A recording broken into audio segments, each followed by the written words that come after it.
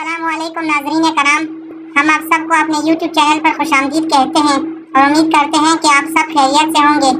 आज की इस वीडियो में हम सुल्तान सलाहुद्दीन अय्यूबी सीरीज के एक नए एपिसोड के बारे में बात करेंगे और आज के इस एपिसोड के आगाज में हम देखेंगे गबरियाल ने अमीर मंसूर को शहीद कर दिया था।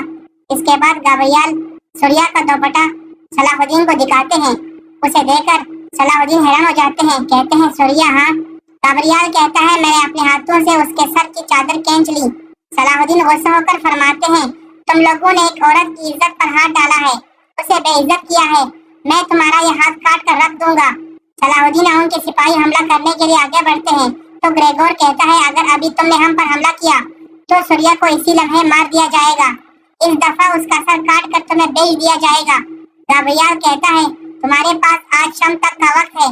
अगर ये फौज वापस न गई या फिर अस्कलान पर हमला किया गया तो मैं सूर्या की लाश तुम्हारे आगे फेंक दूंगा। सलाहुद्दीन इधर मलिका खातून कह रही थी खारातेगिन असमत खातून के तमाम जख्मों की मरहम पट्टी की जा चुकी है, जल्द ही अपने पैरों पर उठ खड़ी होंगी।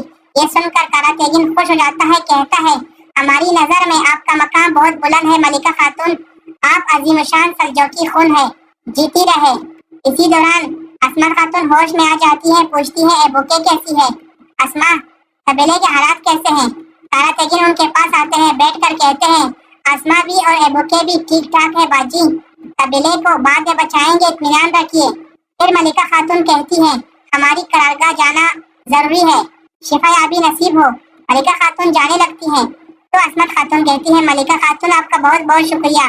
फिर मलिका खातून और उनकी नौकरानियां वहां से चली जाती हैं। इधर शेर को सुल्तान नूरुद्दीन जिंगी से कहते हैं हमारी फौज 3 तरफ से हमले के लिए तैयार है सुल्तान, समंदरी रास्तों पर भी मोर्चे संभाले जा चुके हैं। सुल्तान फरमाते हैं हमारे इंतजार करने तक सुलेबी खून बहाते रहेंगे। कबीले पर हमला हमारे सब्र का आखिरी बंद था, अब हमले का वक्त है, जंग शुरू की जाए। इतने में वहाँ पर सलाहुद्दीन अंदर दाखिल हो जाते हैं तो सुल्तान फरमाते हैं सलाहुद्दीन तुम? हाँ बिल्कुल मुनासिब वक्त पर आए सलाहुद्दीन, हम हमला करने जा रहे हैं। सलाहुद्दीन कहता है हम अस्कलान पर हमला नहीं कर सकते सुल्तान, फौज को पीछे हटा दिए। ये सुनकर सुल्तान नूरुद्दीन जिंगी और शेर को हैरान हो जाते हैं कि सलाहुद्दीन क्या कह रहे हैं। पहले जब मैं उसे मना करता था कि अस्कलान पर हमला न करो, लेकिन सलाहुद्दीन मेरी बात न मानता था, वो हमला करने के लिए हमेशा तैयार होता था। अब मैं जब हमला करने का इरादा रख रहा हूँ तो सलाहुद्दीन कहता है नहीं हम हमला नहीं करेंगे, फौज को पीछे हटा दीजिए। इधर सूर्या खाने के अंदर मौजूद थी। गबरियाल उनके पास आते हैं। सूर्या कहती है अब क्या तबाही मचाए हो? हाँ। गबरियाल कहता है तबाही नहीं, तोहफा लाया हूँ तुम्हारे लिए, तुम्हें अपनों की याद सता रही होगी, आओ देखो। वो उसे एक बोरी दिखाती है तो उसके अंदर अमीर मंसूर का सर होते हैं। ये देखकर सूर्या चौंक जाती है और जोर से पुकारने लगती है बाबा, हाँ बाबा उन्होंने आपको भी कत्ल कर दिया? हाँ। गबरियाल कहता है मैंने तुम्हारे वालिद अमीर मंसूर को मारा और मारा भी सलाहुद्दीन की आंखों के सामने। अगर उसने तुम्हें बचाने की कोशिश की तो तुम्हारा सर भी काट कर उसके पास रवाना कर दूंगा। फिर गबरियाल वहाँ से चले जाते हैं और सूर्या जोर जोर से चीख रही थी और कह रही थी जलील तुम सब जलील हो, तुम ऐसा कैसे कर सकते हो? इधर सलाहुद्दीन सुल्तान से कहते हैं अगर फौज पीछे न हटाई गई और अस्कलान पर हमला किया गया तो सूर्या को मार दिया जाएगा। मैंने अपना गुस्सा सूर्या की वजह से ही रोक रखा है, आप भी फौज पीछे हटा लीजिए। सुल्तान फरमाते हैं अस्कलान की फतह के दहाने पर पहुंचकर पीछे कैसे हट जाए? सूर्या उनके कब्जे में है तो हम हाथ पर हाथ धरे बैठे रह जाए? हाँ, जुर्म करने की इजाजत दे दें? सलाहुद्दीन कहते हैं इजाजत नहीं देंगे, मैं सूर्या को अस्कलान से आजाद करवाऊंगा, फिर उनके पास कोई भी बाकी नहीं रहेगा पता और जंग तब शुरू होगी।